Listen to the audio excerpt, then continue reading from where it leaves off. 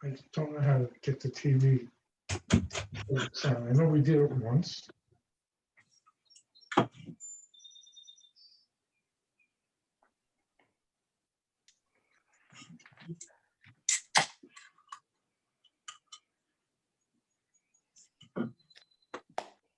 Okay. So hi, everybody. My name is Kim Lavone. This is Improbable Comedy. We are super happy to have you with us tonight. So we usually do these shows live in venues in and around Silver Spring, Maryland, which is right outside DC. But since everybody is not going anywhere, we've started to do them on Zoom, and we've got some great shows already. So really happy to have you with us tonight. We have an awesome, awesome show. I'm so excited about this lineup. Always love to have very smart, funny comics. So we have a great group tonight. A few details before we start. First of all, we like to have, the audience, you guys are the best part of this show. So please keep your videos on so we can see you laughing, and feel free to chime in either on the chat or by using your reaction buttons. You can give the thumbs up. You can give the clap, you can give the raise hand, you can just laugh out loud, that's also good. We would love for a few of you to be unmuted, so if you're in a quiet place, feel free to unmute yourself. If you're chatting with a friend, don't unmute yourself. If you're doing dishes, keep yourself muted. But if you're there and you're laughing, we would absolutely love to hear you, because that actually makes the show a lot more fun for the comics. What else? So we've been doing these last few shows with the option to either pay what you want or to get a free ticket. And we think that that works pretty well, so that people who need a free ticket can get one. But of course, comics also need to make a living. So we hope you will give something toward the show afterwards if you can. You can either go back to the Eventbrite link and you can offer a pay what you can donation, or you can send us something on Venmo at Improbable Comedy. And we'll put that in the chat as well. Okay, so what else can I tell you? I think those are most of the details. We have an awesome show tonight with Laurie, Kilmartin, and Brittany Carney. But before we get to them, I am so excited to introduce your host and MC and performer for this evening. She is one of our absolute favorites. So I'm so glad that she's able to join us on Zoom tonight. Please welcome Yasmin Elhady. Woo! Thank you. Oh my God, I love you all. Keep your videos on. I want to see everybody in their flip-flops. I want to see everybody in their PJs and me dressed like Princess Jasmine. I just want to like lean into it. People are going to call me Jasmine left and right. You're going to get a princess, everybody. That's what you're getting tonight. I am so excited to be here. This is great. This is as much external interaction as I get with adults. I am quarantined with a 1-year-old and a 3-year-old, which I think if you do the calculation correct, that's the 7th circle of Dante's Inferno. It's been rough. It's been rough. I've gotten to the point where I actually, I don't even like talk to my single friends. You get what I'm trying to say? Like, I just have muted all of their WhatsApp groups. They're like, oh my God, I miss brunch. I've been working so hard on my yoga headstand. How will I get back into the studio? I just don't want to, I don't even want to hear about you and how awesome this time is, or how difficult it is. Because in their mind, it's very difficult, but I know the truth, which is that they have time to read and be quiet. They even have time to be quiet, which is kind of amazing. I almost broke my foot on a Lego yesterday, so that was good. I told myself, like, you know what? I can't afford to go to an ER right now. Okay, the foot's going to be inoperable. I'd rather not walk than walk myself into an ER right now. And then I thought, here's a silver lining. They can't ask me to do any more stuff for them. You know what I mean? Like, mom will be at the mission. So that's like that's always good. My husband is Afghan.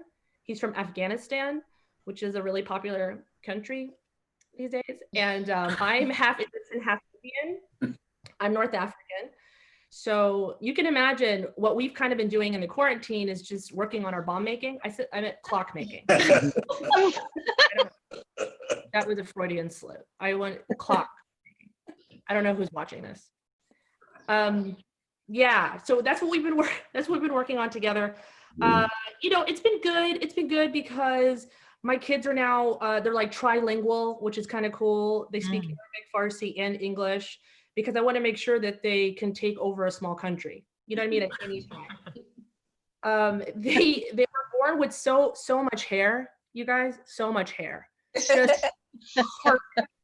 They had extra hair. They had like little shoulder patches of hair just in case they needed to scare someone.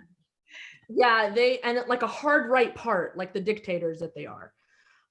It's kind of been cool. I've been we're all on the internet a lot. That's what we've been doing, and I don't know. It's like I told my husband the real revolution will happen if there's a disruption in Wi-Fi service. Then people will be out in the streets rioting. Just let the Wi-Fi signal just not work for a second. People will go crazy. But there's these memes circulating around about how like if you're not growing, if you're not learning another language, you're being unproductive during this quarantine. And I just want to punch every single one of those memes in the face because I'm surviving, and that's enough. I am surviving every day.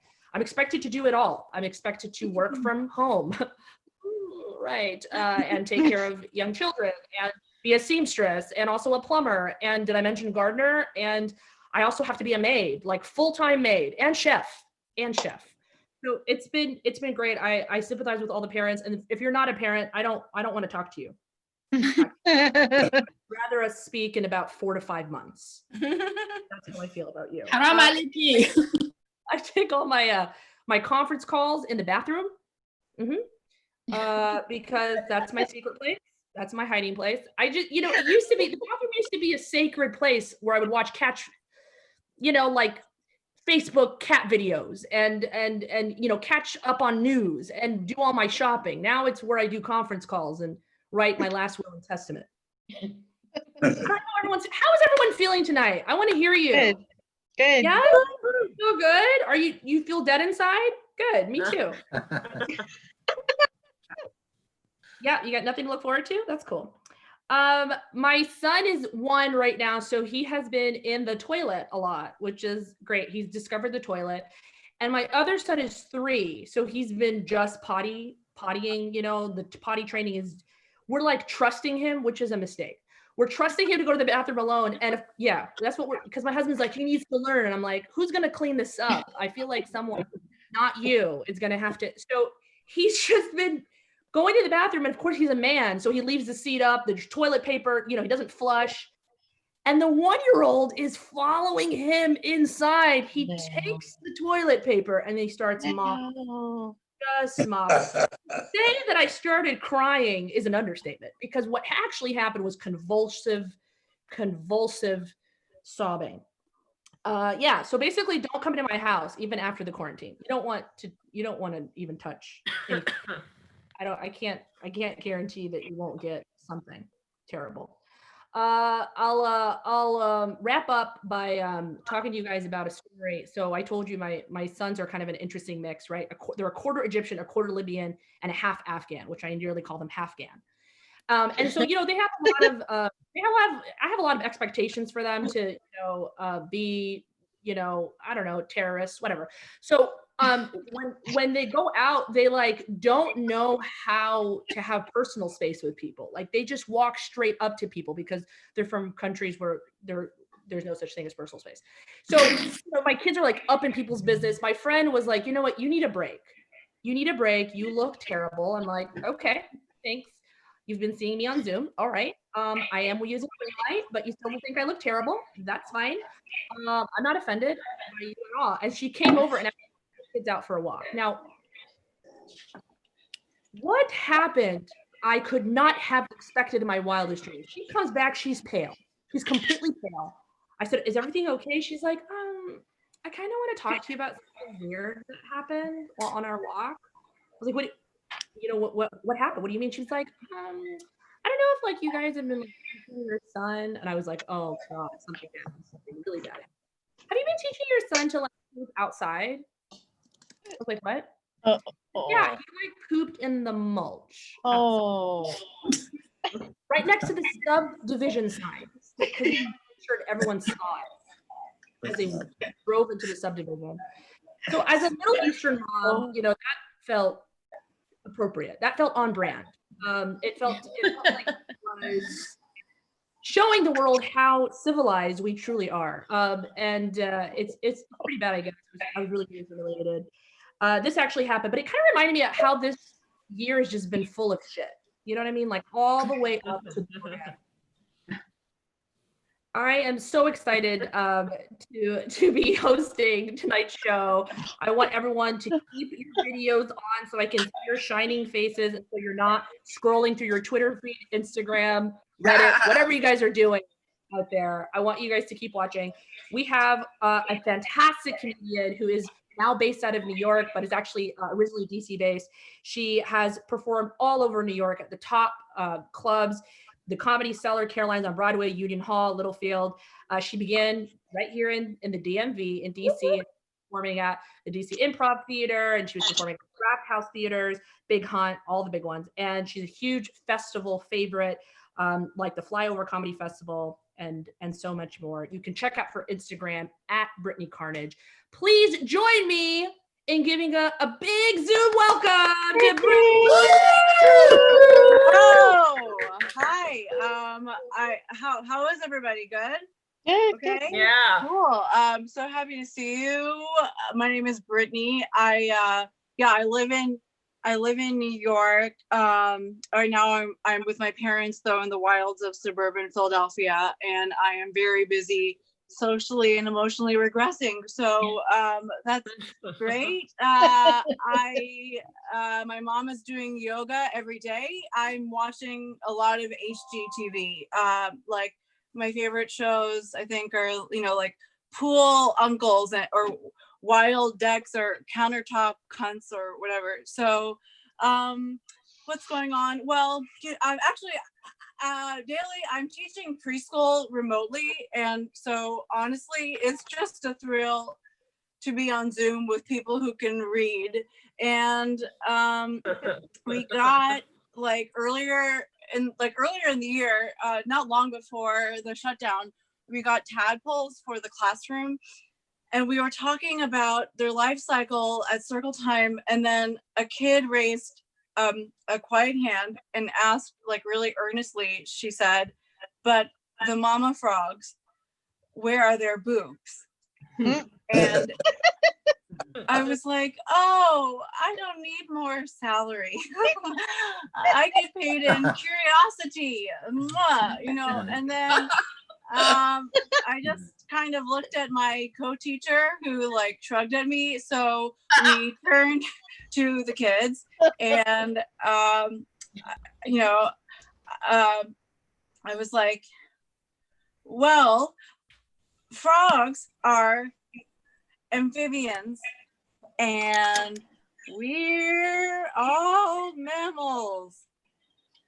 And then another kid, without skipping a beat, raised her hand and said verbatim, "I'm not a mammal."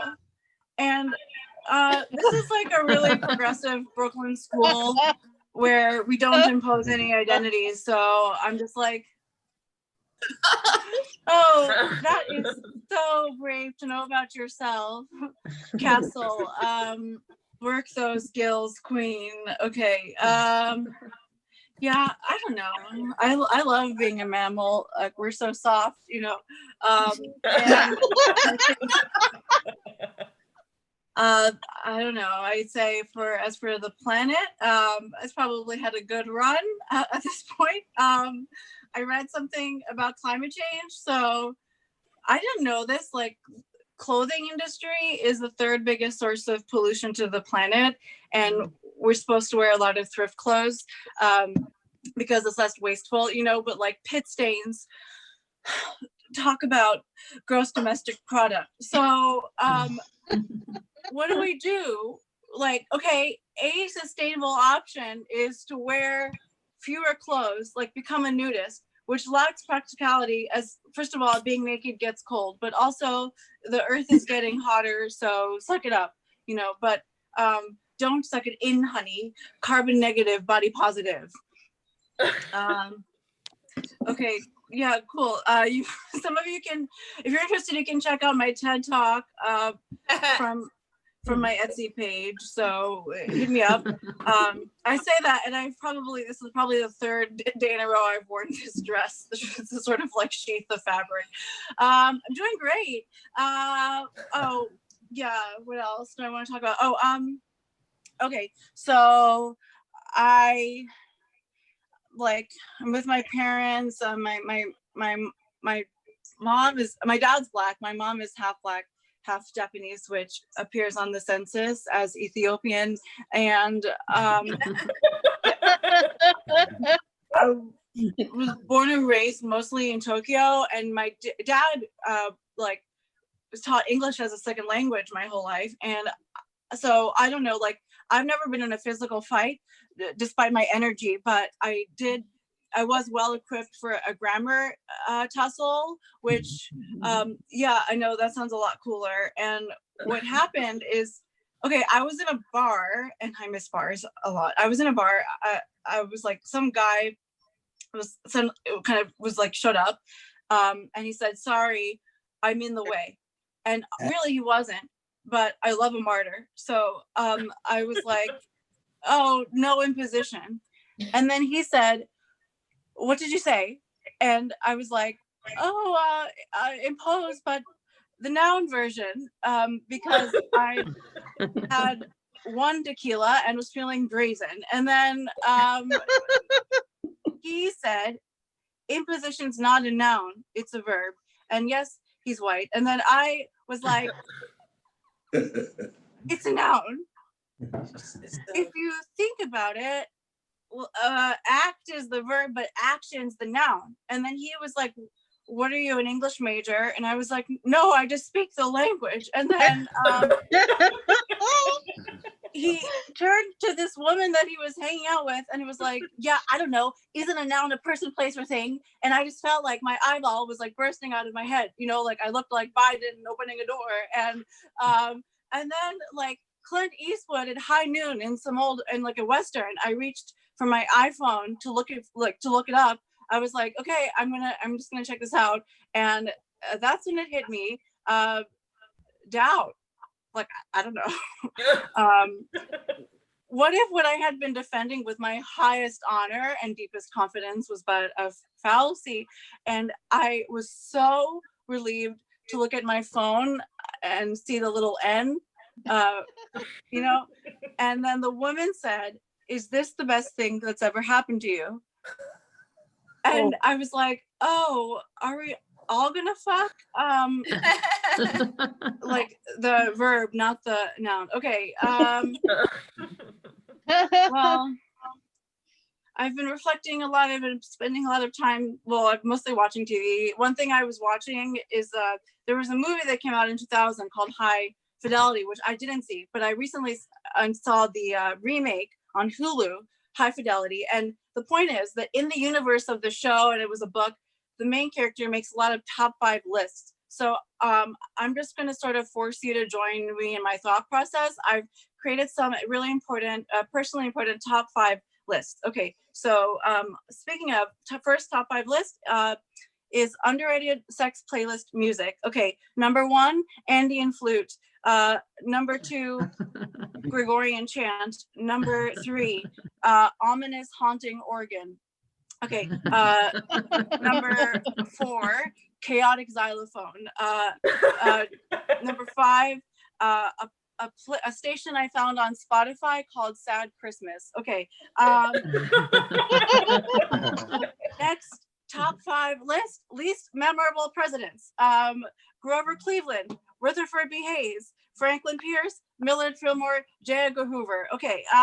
Next, top 5 lists, experiences I missed from the outside world. Walking near a steaming sewer gate in the dead of winter. 2, licking handrails. 3, having to shake someone's hand for the first time, but my hand is kind of wet, so I warn them ahead of time, and then they shake it anyway, and feeling emotional acceptance from that exchange. Okay. Number 5, buying a $5 Americano and forgetting it on like a shelf in another store, but at least I stimulated the economy. Okay, so we're gonna move forward here. I'm doing well, I promise. Okay, so next, top 5. I'm actually gonna get a little bit metaphysical here. This is top 5 list of lists. Okay, ready? Number 1, Mambo. Number 5, the song. Number 2, a BuzzFeed listicle called 10 times opossums were mooed or whatever. Number 3, the Magna Carta. Okay.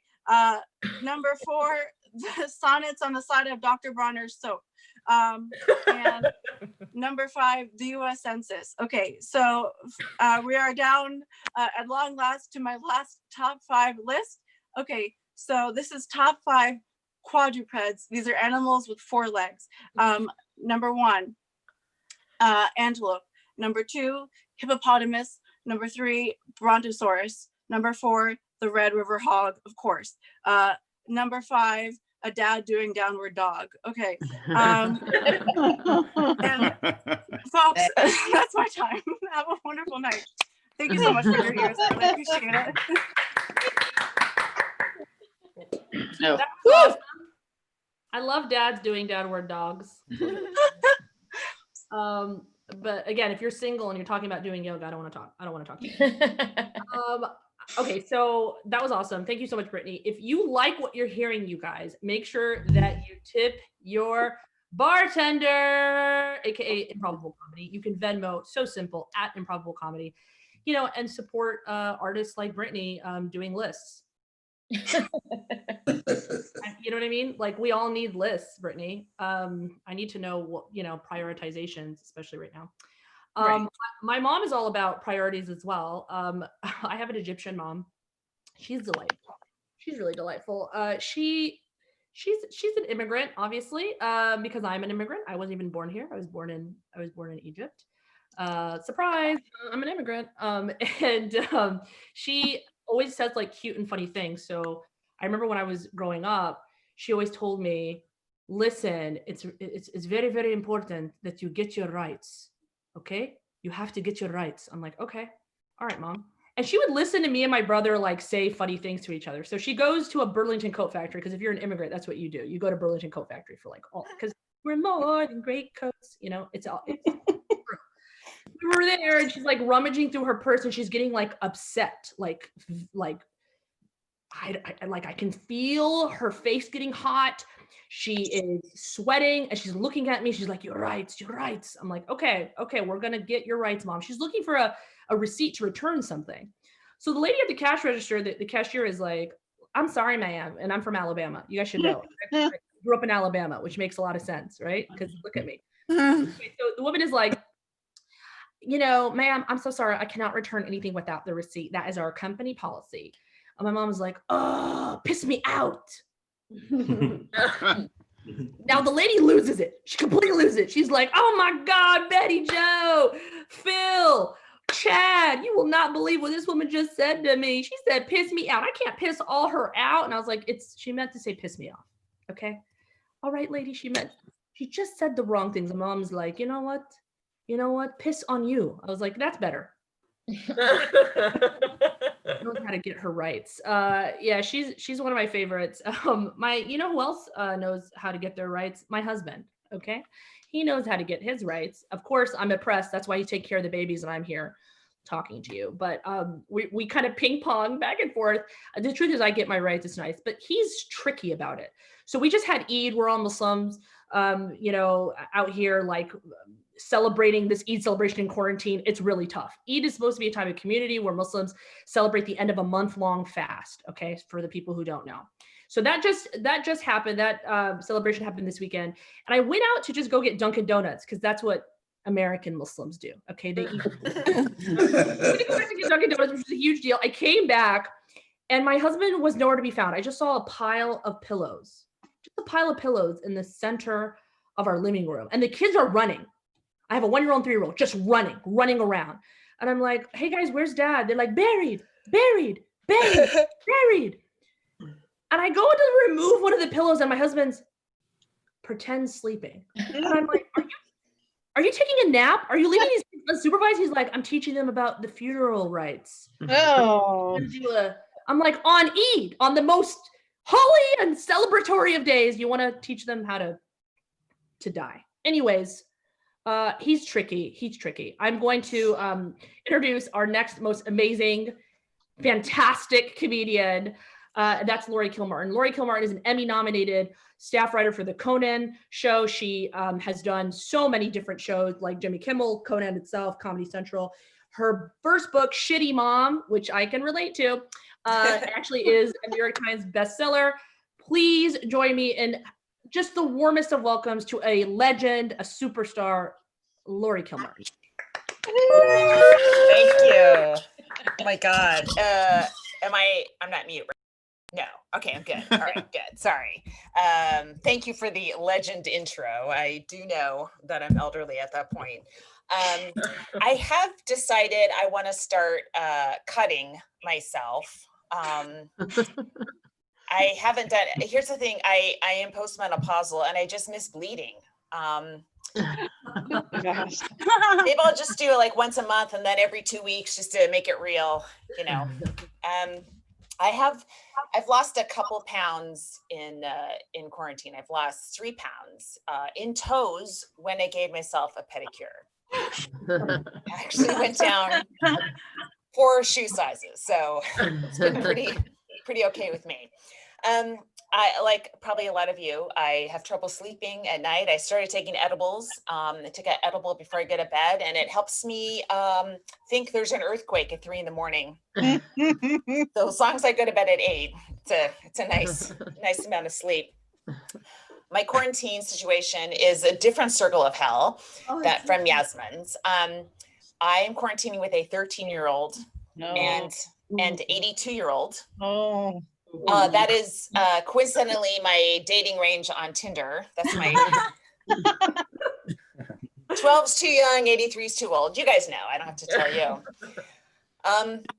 My mom is the 82-year-old, and here's what's so irritating to me. She has lung issues, you know, she has respiratory problems. She's like the ideal COVID patient, and she doesn't have COVID. I'm outraged. I thought this disease was contagious. Like, I haven't washed my hands since January. Okay. I've invited handyman in, everybody's in the house. And I'm kind of pissed that Trump is like, oh, we didn't know about it till February. I knew about it in December because I've been tracking Chinese medical journals waiting for some sort of pandemic to take out my mom. And I knew it would happen. As soon as Trump was elected, I was like, oh, here we go. You know, Obama protected us from Ebola and H1N1 and the original SARS, but this guy, he's going to bring it in, and then he disbanded the pandemic team. I'm like, it's on. So I'm a little upset. She's hospitalized right now, but of course it's not COVID. It's something treatable. She has so many blood clots. Her x-ray, it just looks like a bowling alley. So now I'm trying to find a skilled nursing home to put my mom in, and they're like, we can't, we had a COVID outbreak. I'm like, you don't understand. That's a yes to me. But they won't take her. So right now I'm just alone with my 13-year-old, and he's watching a lot of the show called Dr. Pimple Popper. And I don't like it because Dr. Pimple Popper is, in my opinion, intro to porn. It's a very attractive doctor, female doctor in a white lab coat. Strangers come to her, they take off their clothes. She is asked to massage some sort of bump that's sticking out until it explodes all over her face. And she wears safety goggles. This woman is grooming our children, and we're letting it happen on Hulu. I've decided if I ever catch my son watching porn, how I'm going to handle it is I'm going to sit down and watch it with him. Because I think there's no greater deterrent to watching more porn than the memory of your mother commenting on what you were trying to pleasure yourself to. I'll be like, honey, women don't make that noise. That's not a female sound. That women only make that noise when they're really behind on their rent. That lady is going up so high octave wise. My guesstimate is she owes $3,400 tomorrow. That's what I think. I know we're worried about Corona. Here's the thing. What bugs me the most is it's taking out guys that I would date. Okay. It's taking out old men. I've never been married. I always felt like, yeah, I'll marry, like if I get married, maybe I'll be like some 70-year-old guy's like fourth wife, you know, like he'll have the first wife he has kids with, and then he has an ex-wife who's the woman he cheated on with. And then he tried one more time, and now he's so exhausted and he's so depleted that he can finally marry a female comic. If you're a female comic, you can't marry unless the guy is just, he's too drained to complain that you're going out every single night, right? So that's what I was hoping for. And these guys are all being taken out by Corona. So I'm really pissed. Now, this isn't the first time I've been cock-blocked by tragedy. My soulmate died on September 11th. I assume so many attractive men did. Wait, I don't know who's going, oh, but that you could just be silent. You don't have to go, oh, that's not a good one. You don't have to like every joke, but that doesn't help. that gives me COVID. I will say this. I am worried about climate change. That's actually what I'm more worried about. Our descendants, they're going to see all the animals that we currently have access to that are going to go extinct, and they're going to be pissed, right? They're going to watch Attenborough's Planet Earth, and they're going to see polar bears, and they're going to be like, how come we don't have polar bears, right? So here's what we got to do. We have to start pretending that polar bears aren't real, okay? We have to start saying they're mythological creatures that were worshipped by the ancient Canadians, and the polar bear was their god of Coca-Cola. And I know that sounds ridiculous, but guys, the ancient Greeks pulled that same shit on us and we believed it, okay? Because I know the ancient Greeks had Pegasuses, okay? You know what Pegasus is? It's a flying horse. And the ancient Greeks hated them. And you would too. Imagine every morning herds of horses flying over your house, okay? You hate it when a bird takes a shit on your car. Now, imagine horses shitting all over your chariot. And by the way, they don't have windshields back then, okay? So it's going right into the driver's seat. And then when they land, they're like deer, you know, they're deer in your front yard. They're eating your ancient Greek yogurt. So yeah, they hunted the Pegasuses to death. They did. I also know that they had centaurs. You know, a centaur is half man, and then right here turns into a horse. Guys, this is the perfect beast. This was God's gift to us, okay? Because first of all, this is where you want men to end anyway, okay? But when the rest of it's horse, oh my God. I mean, just forget about the genitals. Just imagine a boyfriend you could mount and ride to a restaurant. Stable for two, please. Okay? These poor creatures, they went extinct from sexual exhaustion. They were murdered by gay men and middle-aged women. And the Greeks got together. They're like, oh my God, we drew these things all over our pottery. What are we going to do? They reverse engineered mythology so we would think they weren't real. Okay? We got to do that.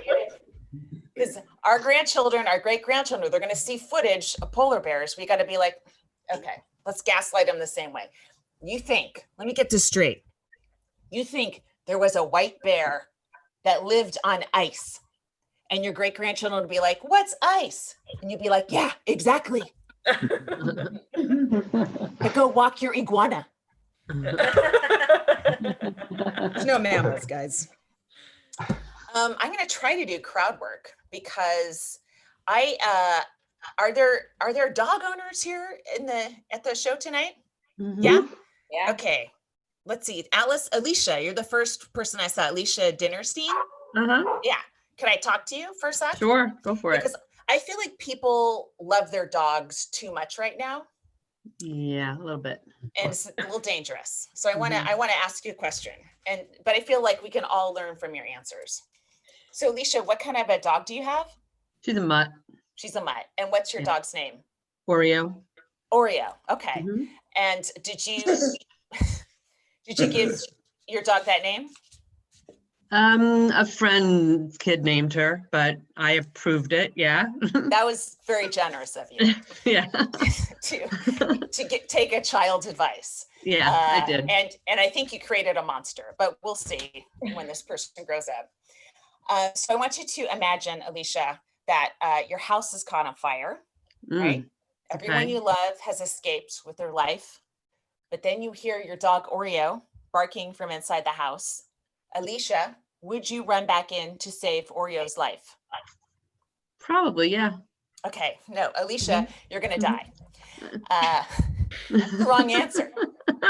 Don't you watch This Is Us? Yeah, but it's just me and Oreo. No, don't argue. No, Alicia.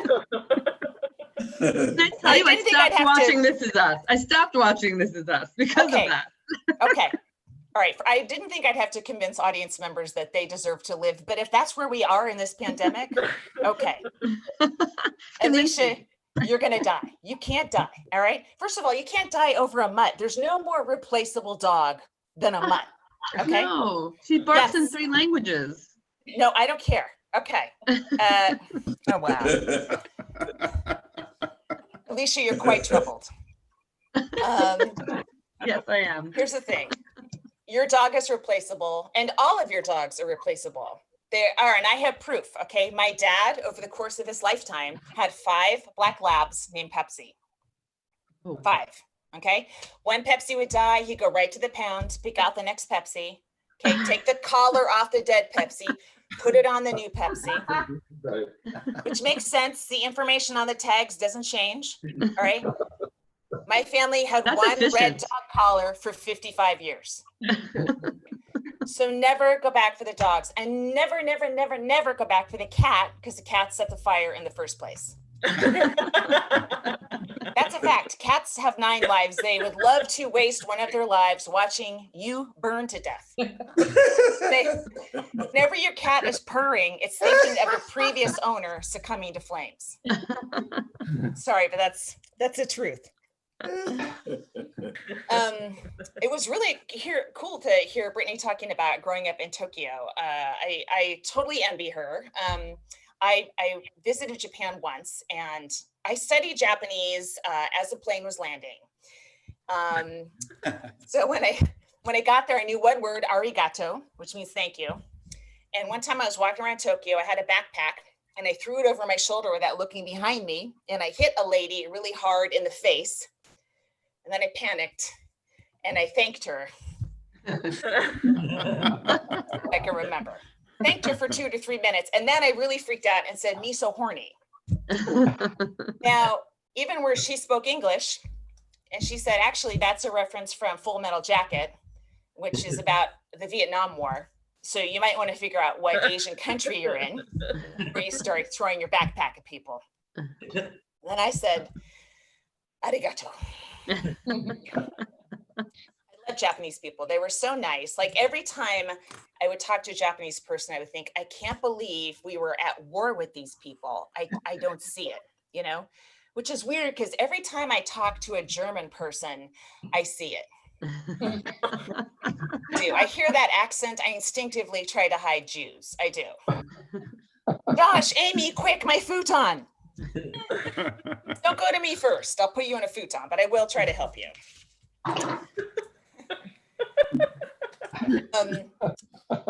My son, now I'm homeschooling him, although we just started, obviously summer just started, but it's been tough. Now he struggles in school. He has ADHD. Those are actually his grades last semester. 2 Ds and a H. And the doctor goes, well, if you put your son on Ritalin, he'll do better in school. And I decided not to. I decided instead I would just lower my expectations for my son dramatically. Like I remember when he was born, I remember thinking, oh my God, my son could be the president of the United States one day. And now I know he could be the president of the United States. It's quite sobering. Here's the thing, he doesn't like to read, so I read out loud to him a lot. And when he was 10, I read him The Diary of Anne Frank. So I thought, this is good. We'll learn some history, female protagonist. And it turns out 10 is too young for that book. Like he didn't even know who she was. He goes, oh, is this like The Diary of a Wimpy Kid? Because he loves that series. And I was like, no, for a couple of reasons. Wimpy Kid is fiction, Anne Frank is nonfiction. Wimpy Kid has sequels, tragically, Anne just wrote the one. So we kept reading, and we get to this part where Anne gets her period. And my son goes, what's a period? And I go, okay, well, I guess we're gonna do that now. I go, when girls are Anne's age, they start to menstruate. And that means once a month, blood flows uncontrollably out of their vaginas for 4 to 15 days, depending on the girl. And we all know what it is. We're grown-ups, no big deal to us. But to watch someone hear that information for the first time, mwah. If you don't have kids, go to a park immediately after quarantine. Find some 10-year-olds and read a medical journal out loud. My kid couldn't even talk. One hand right to the balls, of course. And then another hand went up to block more information. So it was like a two-handed minute-long dance. And then he calms down and I pick up the book and I start reading again. He goes, wow, I hope no more bad things happen to Anne Frank. Oh. And that's when I realized he's too young for this one. He cannot handle the ending of this book. So on the fly, I made up a different ending to the Diary of Anne Frank. I said, you know what, fuck it. I'm going to give this little girl the life she should have had. So I said, great news, honey. She got out of that attic. She came to America.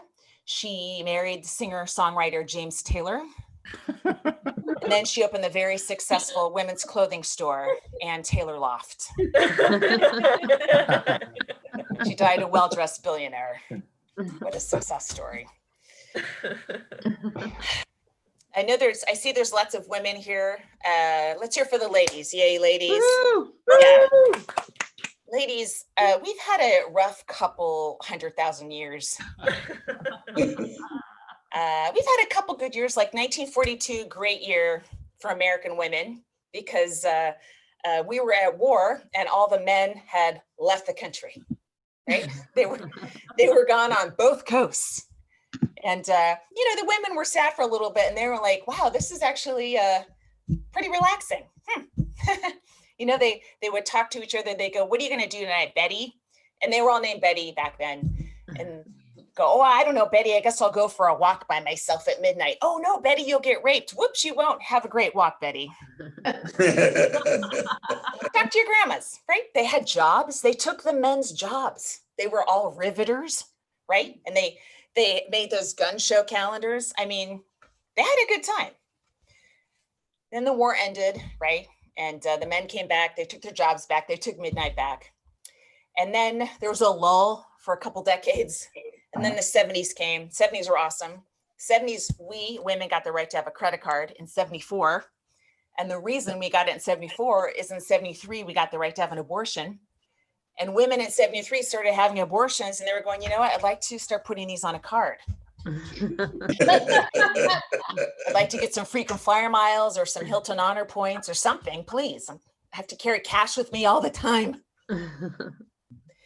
By the way, of course, I joke about abortion. I've never had an abortion. I did have a miscarriage, but I was going to abort that fetus. And here's the weird part. While I was trying to figure out where to get the abortion, I had the miscarriage. And I've always felt like it was God going, hey, let me get this one for you. First one's on the house. But my favorite women now are trans women. I love trans women. They get some grief from male comics. It kind of bugs me because I feel like trans women are fresh troops in the war against the patriarchy, right? Like, first of all, they're excited to be women. This cis lady, I'm over this shit. Okay. I've been Me Too'd. I've been not paid enough. I'm tired of it. And trans women come in, they're like, this is awesome. Right? They're wearing makeup, their legs are shaved. My legs aren't shaved. In fact, I have to wear pants by an ordinance of the mayor. I don't wear pants, I traumatize my neighbors. Okay. And trans women know stuff we don't know. They know how much we're supposed to get paid. They've worked in both worlds. Like, we should be consulting with them before every job interview, but we don't. We consult with each other, cis women. We're like, what do you make? Not much. Sounds good. I'll ask for that. We're idiots. We need them. And plus, and this is selfish, and I'll end with this. I have size 11 feet, even with the pedicure, they're a size 11. And my whole life, every time I walked into a shoe store, I've gone to held up a nice heel and I said, hey, do you have this in an 11? And the sales clerk will always say, hold on, let me check in the back. And then 9 times out of 10, she would leave the store. Go, I don't know where. I hope college, of course, but still. I started to give up. I started just wearing sneakers and Crocs everywhere. I'm like, oh, I'll be that lady. Okay. But trans women don't put up with that shit. They work hard to get to the point where they can walk into a woman's shoe store. They're like, hey, I need these heels in a 17.5 wide. And the sales clerks try their little game. Oh, let me check in the back. And trans women are like, no, bitch, you sit down and you cobble these shoes before my eyes. While you're at it, make some 11s for this wretch on the street. Oh my God, how embarrassing. I will tell you, after a show recently, a trans woman said, just so you know, not all trans women have gigantic feet. And she goes, actually, my feet are an 8, so they're a lot smaller than yours. And I was like, wow, that was pretty catty thing to say to me. You have just body shamed me. Don't you ever let anyone tell you you're not a real woman, bitch, because you are. All right, that's it for me. Thank you very much. Oh my God, thank you so much, Laurie. Your size 11 feet are delicious. I've never heard that adjective before applied, but I appreciate it. My mom has size 11 feet. And she's told me that I've got to fight. Her and trans women would get along very well. Yeah. She also makes combo things for them too. I'm good. Well, you guys had such a great time. Don't forget to make sure to tip your bartender, aka Improbable Comedy. You can Venmo them so easily. I'm so excited to have been a part of the show, and everybody seemed to have such a great time. And we're pleased that both Brittany and Laurie got to share some of their best, I would say, like quarantine tips, right? It sounds like I liked yours, especially Laurie, about lowering expectations for children, right? Just like if you just lower your expectations, it'll be better, Yeah. right? And I'm not gonna shave anymore either because I wear pants all the time. Good. So. Yeah, join the club, honey. There should be more of us. Let's start to outnumber them. We're amazing. Thank you. Thanks so much. All right. Thank you, everybody. Thanks for coming to Improbable Comedy. It was great to have you. Really fun having Laurie Kilmartin and Brittany Carney, and of course, Yasmin Elhady with us tonight. Love this show, and love that this happened. Thank you so much. I hear like a little echo, so just want to tell you, please do support the show. You can go back to the Eventbrite link and make a contribution on the Pay What You Can. You can Venmo us at Improbable Comedy, and whether you do that or not, we would love a review. So if you want to go on Google and just say like, this was great, love this stay-at-home show, that would be amazing. And also, if you're watching out on YouTube, thank you so much. Thanks for watching our show. Have a great night, everybody, and we will see you at the next show. Our next show is Thursday, June 4th. So be back here or be square, and super fun to have you guys. Good night, everybody. Thank you. Leave. Bye.